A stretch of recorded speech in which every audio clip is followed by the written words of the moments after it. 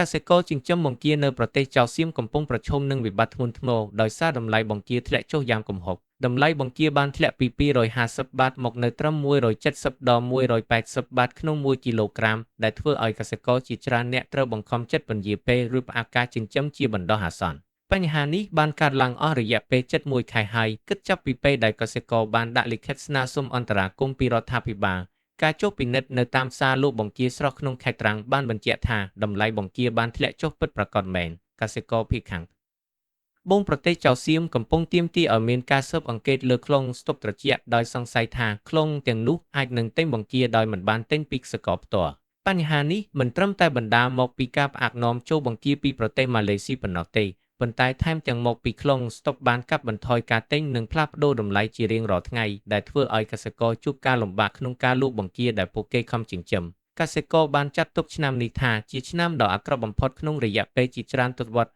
ហើយប្រសិនបើការខាតបង់នៅតែបន្តអាជីវកម្មបង្គានឹងត្រូវ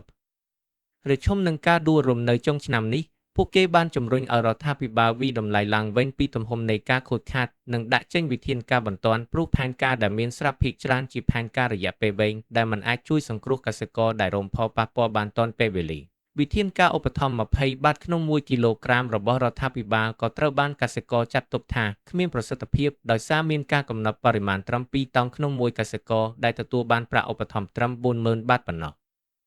កសិករទទូចថាពួកគេត្រូវការដំណោះស្រាយជាប្រព័ន្ធរួមមានការកាត់បន្ថយថ្លៃដាំថ្នាំពុលថ្លៃចំណីនិងថ្លៃសារធាតុគីមីឆ្លើយតបទៅនឹងការលើកឡើងរបស់រដ្ឋមន្ត្រីក្រសួងពាណិជ្ជកម្មថាមានបង្គាត្រឹមតែ100តោនក្នុងប្រព័ន្ធនោះកសិករបានបញ្ជាក់ថាព័ត៌មាននោះមិនត្រឹមត្រូវទេដោយផលិតកម្មបង្គានៅខេត្តត្រាំងតែមួយក៏លើកពី100តោនទៅហើយ